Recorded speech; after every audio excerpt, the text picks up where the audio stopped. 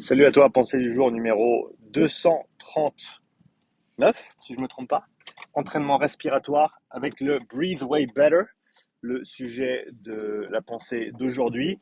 Hier, j'ai eu l'opportunité de faire ma première véritable séance avec l'outil. Je l'avais déjà testé rapidement il y a quelques semaines. J'avais fait une petite vidéo, mais jusqu'ici, je n'avais pas vraiment eu le temps de me poser et de faire les choses correctement. Donc hier, ce que j'ai fait, c'est un petit test par palier avec l'outil. Et l'idée, c'est que c'est un test de coordination respiratoire. Donc, tu commences à 15 respirations par minute. Tu fais ça pendant une minute. Et toutes les minutes, tu montes de 3 respirations par minute. Donc, tu passes de 15 à 18 à 21. Et tu continues à monter comme ça. Et l'objectif, c'est de maintenir une coordination respiratoire optimale. Qu'est-ce que ça veut dire? Ça veut dire un volume courant, donc un volume par respiration qui soit au-dessus des 90% de ta capacité maximale. Donc, bouger un volume voilà, considérable à chaque respiration sans pour autant surutiliser ou utiliser des muscles accessoires. C'est-à-dire que on veut utiliser principalement le diaphragme et on veut éviter d'avoir trop d'élévation au niveau des épaules.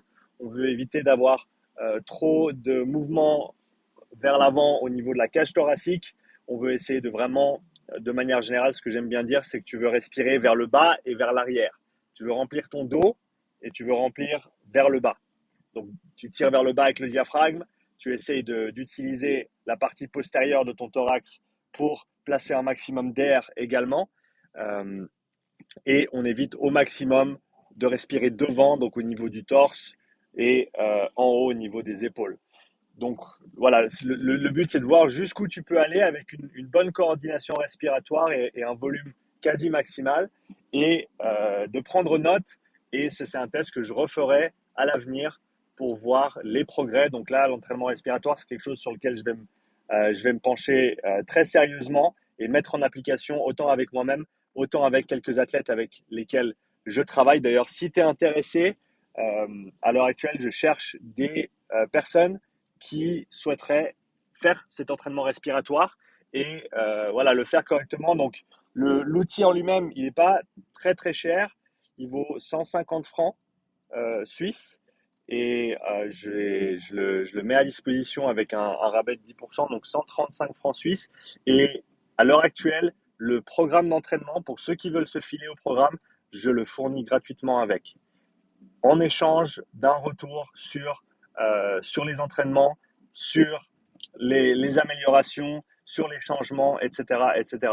Donc, je demande quand même en contrepartie du programme des retours parce que voilà, il me faut des cobayes, il me faut des gens qui soient prêts à faire le travail avec l'entraînement respiratoire et à me donner un feedback pour que je puisse continuer à élaborer ces programmes, les optimiser pour la suite, pour aider tout un chacun avec leurs besoins spécifiques et leurs performances sportives.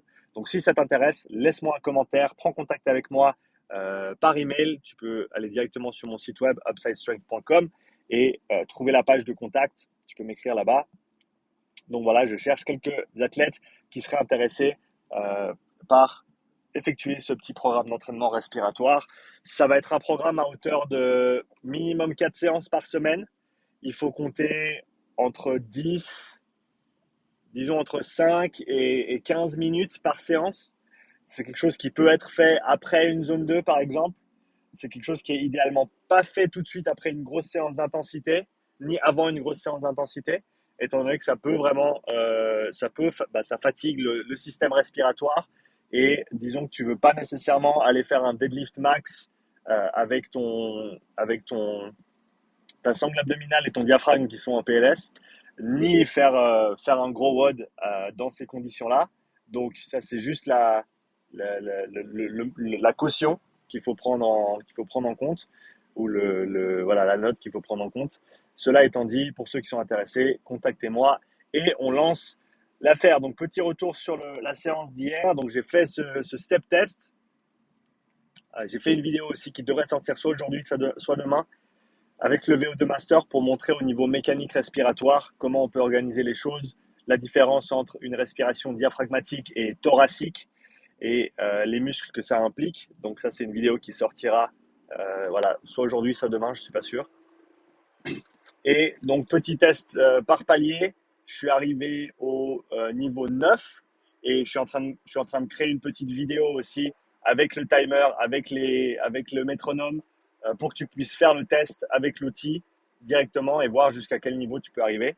Je suis arrivé au niveau 9, donc j'ai réussi à compléter le niveau avec 39 respirations par minute. Ça est devenu difficile et 42, j'aurais pas réussi à tenir la coordination. J'aurais dû soit baisser le volume, soit, euh, soit baisser la qualité de ma respiration en termes de quel muscle, en termes mécaniques. Donc je me suis arrêté à 39. C'était un effort considérable quand même sur la fin. Ça fait 9 minutes de respiration en continu.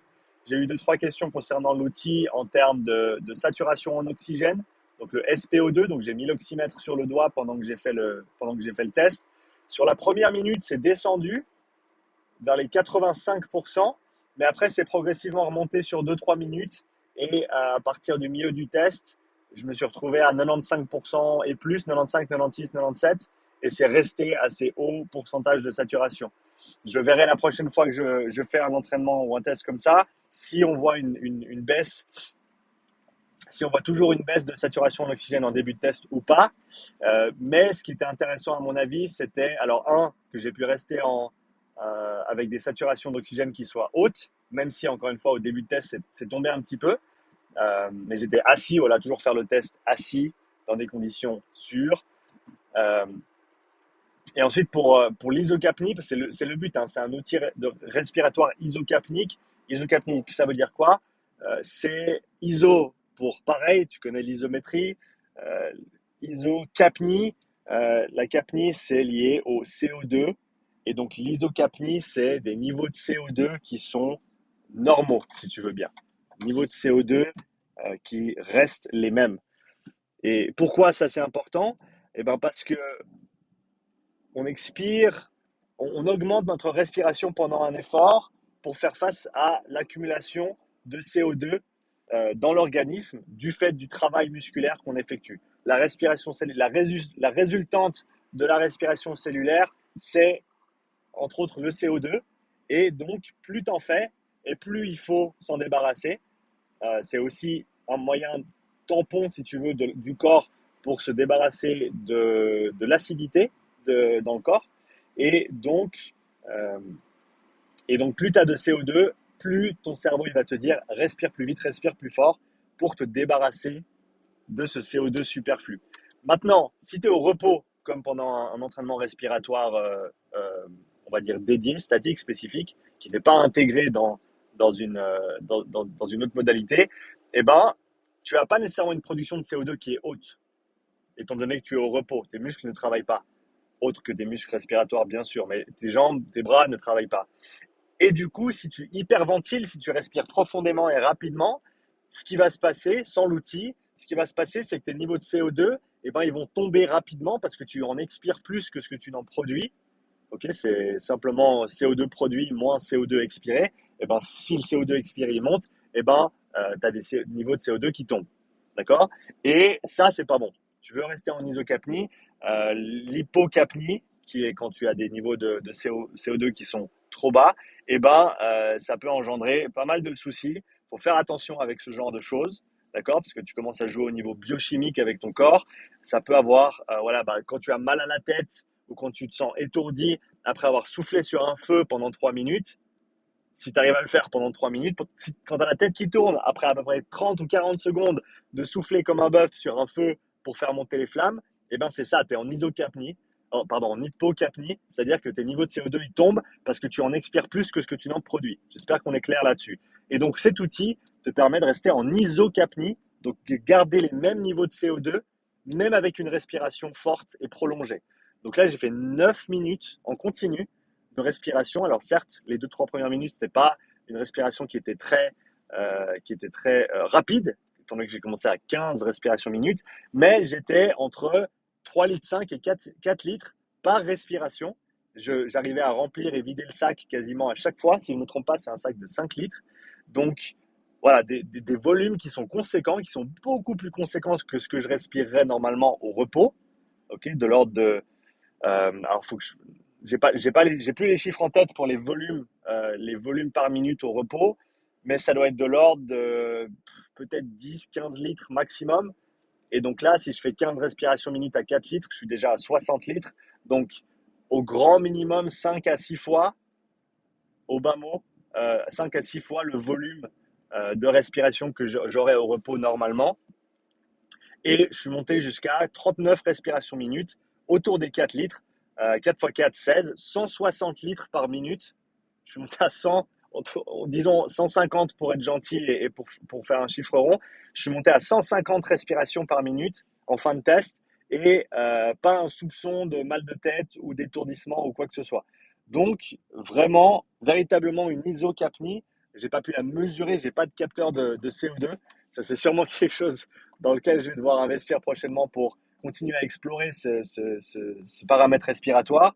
Mais voilà, j'ai pu respirer très fort et très vite pendant une période prolongée. 9 minutes, c'est long quand tu parles d'entraînement respiratoire. Et pas un souci au niveau CO2. Donc, très très content avec l'outil. C'est un outil qui est extrêmement simple, comme tu l'as certainement vu sur la vidéo de présentation que j'avais faite. J'ai aussi une ou deux stories là qui sont encore dispo sur mon Insta, donc tu peux aller les voir. Très très content avec l'outil, d'une simplicité d'utilisation, tu oublies presque qu'il est là. Ça te permet de te concentrer vraiment sur cette mécanique respiratoire parce que tu as le feedback du sac que tu remplis et que tu vides à chaque fois. Et en gros, l'idée, c'est que tu réinspires ton CO2. D'accord? Tu expires le CO2, mais ensuite, vu qu'il reste dans le ballon, tu peux le réinspirer directement. Et ce qui fait que tu gardes ces niveaux de CO2 normaux, ISO, CAP, NI. Donc voilà, super intéressant. J'ai commencé à écrire des programmes pour cet outil de manière spécifique.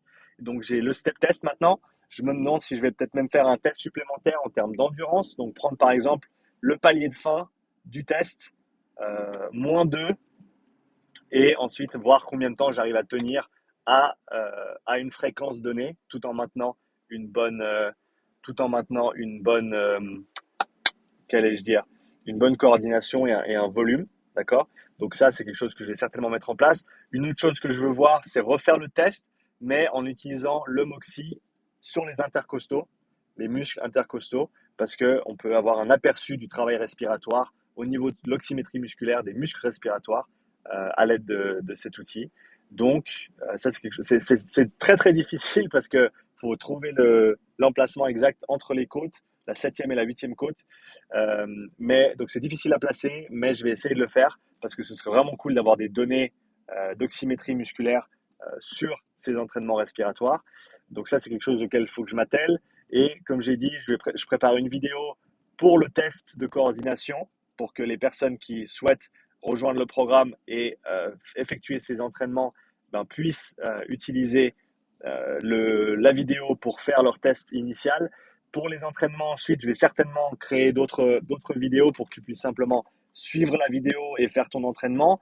Ce qui est intéressant avec cet outil, c'est que tu peux travailler beaucoup de paramètres différents en jouant par exemple avec le tempo de ta respiration. C'est-à-dire par exemple si je veux mettre un accent sur le paramètre expiratoire de la respiration, eh ben, je peux faire un tempo en 4-2 par exemple, ou en 5-1, où je vais inspirer sur 4, expirer sur 2, ou inspirer sur 5, expirer sur 1, et vraiment essayer d'avoir une puissance expiratoire qui soit plus conséquente. Donc là aussi, on va pouvoir adresser certaines limitations qu'on voit pendant les profilages physiologiques.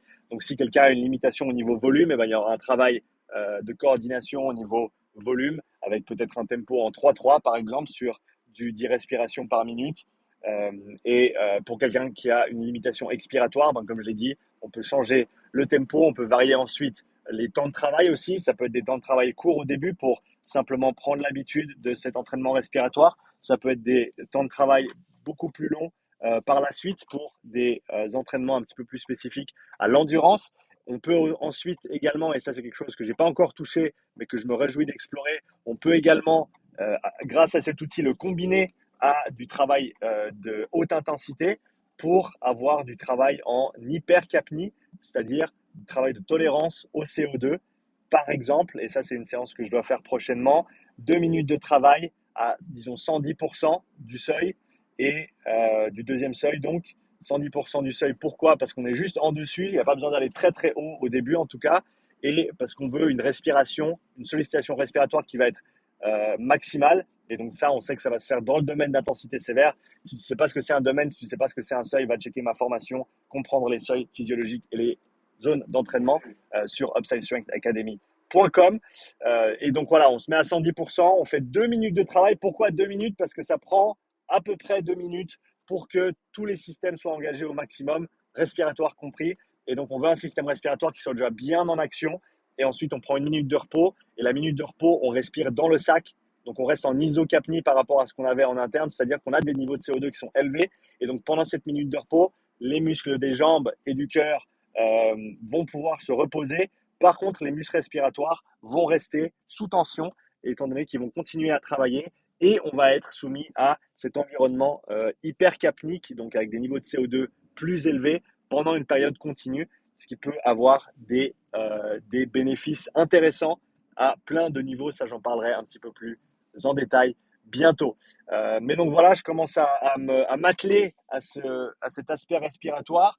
Tu sais que je vais préparer une formation sur le sujet dans les mois qui viennent. Donc, je mets la main à la pâte à l'heure actuelle pour commencer à développer tout ça. Si tu as des questions spécifiques, laisse-moi un commentaire. Si tu es intéressé par le programme d'entraînement respiratoire avec le Breatheway, laisse-moi un commentaire également et contacte-moi via mon site internet. Et sur ce, je me réjouis de continuer ces petits entraînements parce que c'est chouette.